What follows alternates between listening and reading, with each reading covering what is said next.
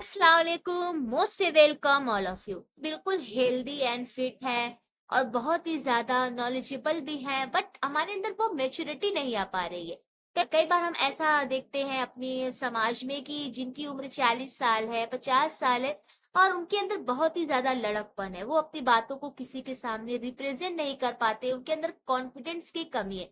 उन्हें देखकर ऐसा महसूस होता है कि ये तो अभी मैच्योर हुए ही नहीं है।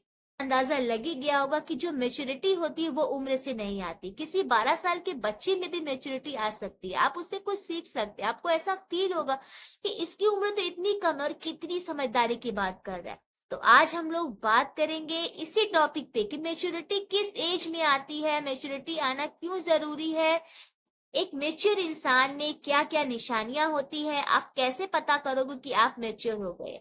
उम्र का बढ़ना, कभी कभी हम इंतजार करते हैं कि अभी हमारी एज कम है, 20 साल है, 25 साल है, शायद 40-50 साल होते होते या फिर उससे थोड़ा पहले या फिर उससे थोड़ा ज्यादा जब हमारी उम्र हो जाएगी तो हमारे हमारे अंदर ऑटोमेटिक मेच्योरिटी आ जाएगी। बट ऐसा नहीं है। मेच्योरिटी एक्सपीरियंस से भी नहीं आती है, मेच्योरिटी एज से भी नहीं आती है। मेच्योरिटी आती है आपके सोच विचार से कि आपके सोचने समझने की कितनी पावर है, और इसी सोच समझ को आप दूसरों के सामने कैसे बता सकते हो। हम सोचते तो बहुत कुछ है, बट किसी के सामने वो सोची हुई बात यानी अपने मन की बात जाहिर नहीं कर पाते। हम डरते हैं इसलिए कि ये किसी के सामने ये बात कह दी तो किसी को अच्छा लगेगा या फिर नहीं। तो इसी कंफ्यूजन में हमारी जो मेच्योरिटी है वो कहीं जाकर जमीन में धस जाती है। हम बड़े तो हो जाते हैं, बूढ़े भी हो जाते हैं, बट हमारा माइंड बिल्कुल बच्चों की तरह, अब बहुत ही बेवकूफों की तरह वर्क करता है।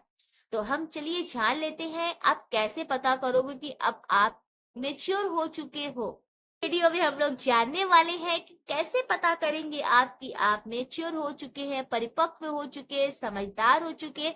आपको कोई भी बेवकूफ नहीं बना सकता है। निशानी आपके अंदर दिखेगी।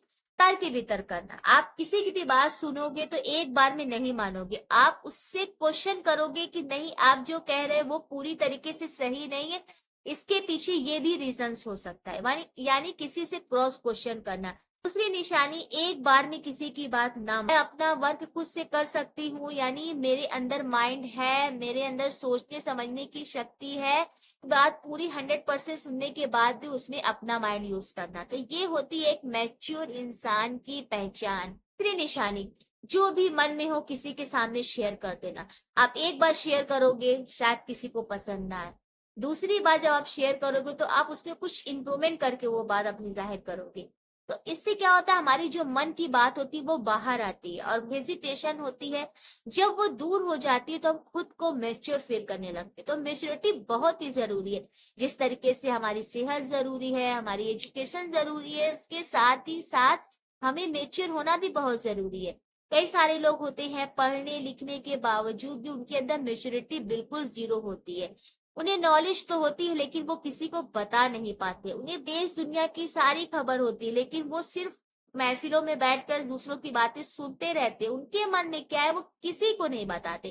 तो ये वाली प्रॉब्लम अगर आपके अंदर है, आपको मेच्योर बनना है, आप घबराते रहते हो, किसी से कोई बात शेयर नहीं करते हो, तो मेच्योर होना आपके लिए बहुत ही जरूरी है।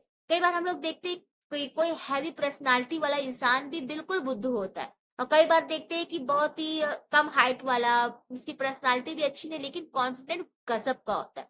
तो ये सारी डिपेंड हमारे शारीरिक, हमारी एजुकेशन पे, हमारी उम्र पे और हमारे शारीरिक बनावट पे हमारी मेच्योरिटी डिपेंड नहीं करती। तो ये वीडियो सभी लोगों को जरूर शेयर कीजिएगा, लाइक करना मत भूलिएगा।